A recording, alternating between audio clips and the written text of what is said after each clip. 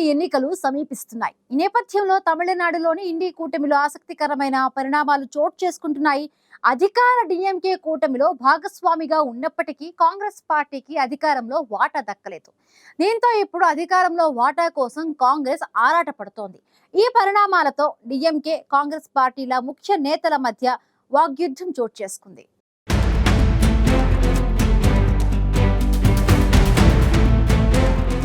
తమిళనాడులో అసెంబ్లీ ఎన్నికలు సమీపిస్తుండటంతో రాజకీయం రసవత్తరంగా మారింది. తమిళనాడులో అధికారంలో ఉన్న డీఎంకే కూటమిలో ఆసక్తికర పరిణామాలు చోటు చేసుకుంటున్నాయి. కాంగ్రెస్ అగ్రనేత రాహుల్ గాంధీ సన్నిహితుడిగా పేరొందిన ప్రవీణ్ చక్రవర్తి టీవీకే పార్టీ అధినేత విజయ్తో భేటీ అయ్యాక తమిళనాడు రాజకీయాల్లో పలు ఊహాగానాలు ప్రచారంలోకి వచ్చాయి. టీవీకే కాంగ్రెస్ మధ్య పొత్తు కుదిరితే కాంగ్రెస్ కు 38 అసెంబ్లీ సీట్లు, 3 మంత్రి పదవులు ఇస్తానని విజయ్ ఆఫర్ చేసినట్లు వార్తలొచ్చాయి. ఓవైపు అసెంబ్లీ సీట్ల పంపకాలపై డీఎంకే అధినేత స్టాలిన్తో కాంగ్రెస్ సంప్రదింపులు జరుపుతుండగా, మరోవైపు విజయ్ ఆఫర్ విషయం తెరపైకి రావడం రాజకీయ వర్గాల్లో రగడను రాజేసింది.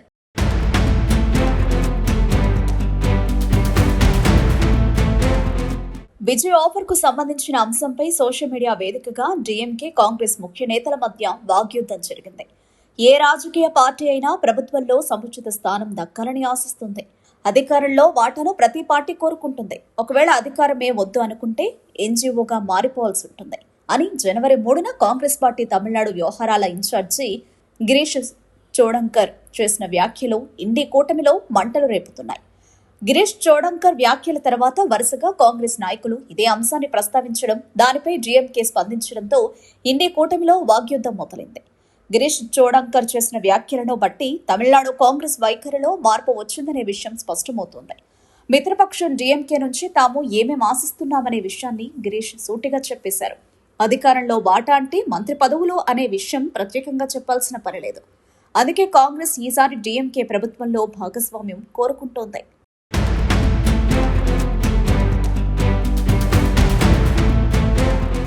ప్రస్తుతం తమిళనాడులో డీఎంకే కాంగ్రెస్ సంకీర్ణ ప్రభుత్వం అధికారంలో ఉంది.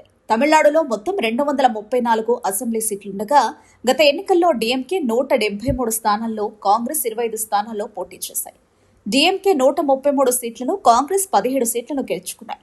ప్రస్తుత డీఎంకే ప్రభుత్వంలో ప్రధాన భాగస్వామిగా ఉన్న కాంగ్రెస్ ఒక్క మంత్రి పదవిని కూడా హస్తం పార్టీకి కేటాయించలేదు. ఈ అంశాన్ని ప్రస్తావించిన టీవీకే పార్టీ అధినేత హీరో విజయ్ 2025 డిసెంబర్ 5న తనతో భేటీ అయిన కాంగ్రెస్ అగ్రనేత రాహుల్ గాంధీ సన్నిహితుడు ప్రవీణ్ చక్రవర్తికి బిగ్ ఆఫర్ ఇచ్చారని ప్రచారం జరుగుతోంది. ఈ అసెంబ్లీ ఎన్నికల్లో తమతో పొత్తుకు సిద్ధమైతే కాంగ్రెస్ కు 38 అసెంబ్లీ సీట్లు, 3 మంత్రి పదవులు ఇస్తానని ప్రవీణ్ కు విజయ్ చెప్పారంటూ తమిళనాడు మీడియాలో సంచలన కథనాలొచ్చాయి.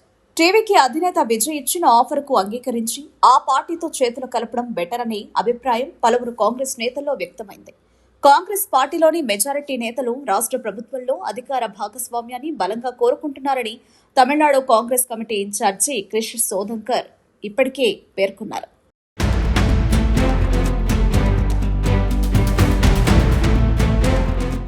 అసెంబ్లీ ఎన్నికలు సమీపించిన నేపథ్యంలో అధికార భాగస్వామ్య గురించి చర్చించాల్సిన సమయం కాదా అని ప్రశ్నిస్తూ కాంగ్రెస్ ఎంపీ మాణిక్కం ఠాగూర్ ట్వీట్ చేశారు. కూటమి లేకుండా తమిళనాడులో ఏ పార్టీ కూడా ఎన్నికల్లో గెలవలేదని అభిప్రాయపడ్డారు.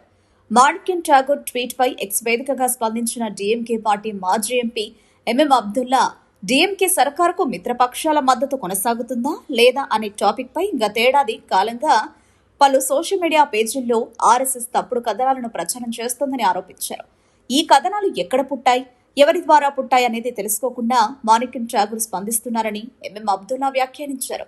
డీఎంకే కాంగ్రెస్ కూటమి కార్యకర్తలలో గందరగోళం సృష్టించడానికి, ఐక్యతను దెబ్బతీసేందుకు ఆర్ఎస్ఎస్ సృష్టించిన ఈ కాలం చెల్లిన కథనంలోని అంశాలతో మాణిక్యం ఠాగూర్ మాట్లాడడం ఎవరి ప్రయోజనాలకు ఉపయోగపడుతుంది అని అబ్దుల్లా ప్రశ్నించారు. డీఎంకే పార్టీ మాజీ ఎంపీ ఎంఎం అబ్దుల్లా ట్వీట్ కు కాంగ్రెస్ ఎంపీ మాణిక్యం ఠాగూర్ వెంటనే బదులిచ్చారు. తాను ఆర్ఎస్ఎస్ ను ఎక్కడైనా ఎప్పుడైనా వ్యతిరేకించే వ్యక్తినని, అధికార భాగస్వామ్యం విషయంలో కాంగ్రెస్ పార్టీ వైఖరి ప్రకారమే మాట్లాడానని మాణిక్యం ఠాగూర్ స్పష్టం చేశారు.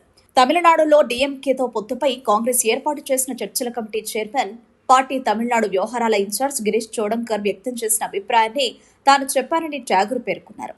ఇదే కాంగ్రెస్ పార్టీ అధికారిక వైఖరి అని స్పష్టం చేశారు. అయితే దీర్ఘకాలంగా నమ్మకమైన మిత్రపక్షంగా వ్యవహరిస్తున్న డీఎంకే చేతిని హస్తం పార్టీ వదలదు అని జనవరి 3న గిరీష్ జోడంకర్ తేల్చి చెప్పారు. కానీ అసెంబ్లీ సీట్లు, మంత్రి పదవుల కేటాయింపులో తమ పార్టీకి తప్పకుండా సముచిత ప్రాధాన్యత దక్కాలన్నారు. దీంతో స్వల్పకాలిక అత్యాశకు పోయి దీర్ఘకాలిక నేస్తం డీఎంకేకు కటిఫ్ చెప్పే పరిస్థితిలో కాంగ్రెస్ లేదని తేటతెల్లమైంది.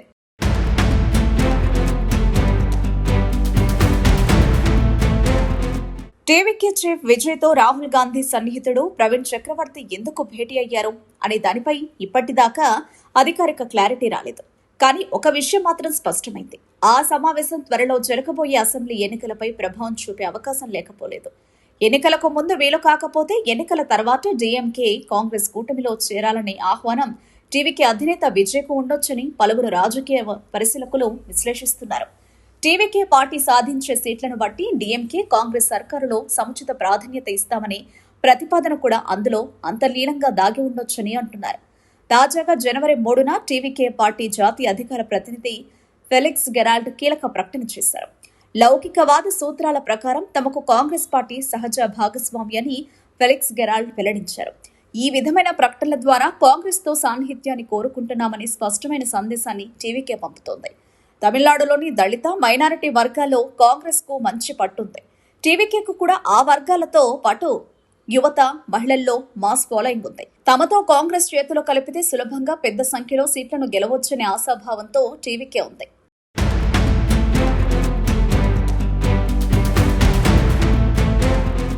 టీవీకే అధినేత విజయ్తో భేటీ అయిన కొన్ని రోజుల తర్వాత కాంగ్రెస్ పార్టీ వర్కింగ్ ప్రొఫెషనల్స్ విభాగం సారథి ప్రవీణ్ చక్రవర్తి కీలకమైన ట్వీట్ చేశారు. దేశంలోని అన్ని రాష్ట్రాల కంటే తమిళనాడుకే ఎక్కువ అప్పు బకాయిలు ఉన్నాయని ప్రవీణ్ చక్రవర్తి పేర్కొన్నారు.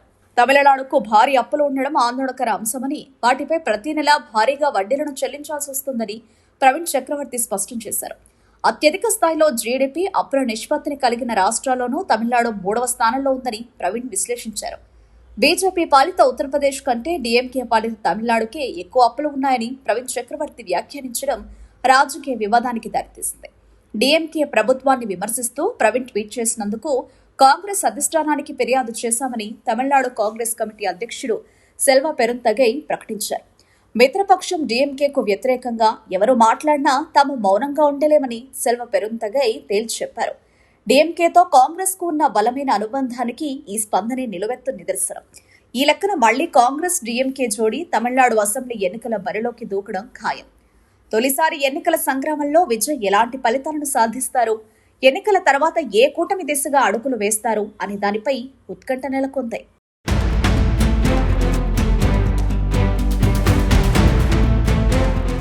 తమిళనాడు ఇండి కూటమిలోని డీఎంకే కాంగ్రెస్ నేతల మధ్య వాగ్యుద్ధం చివరకు ఎలాంటి పరిస్థితులకు దారితీస్తుందనే ఆందోళనలు వ్యక్తమవుతున్నాయి.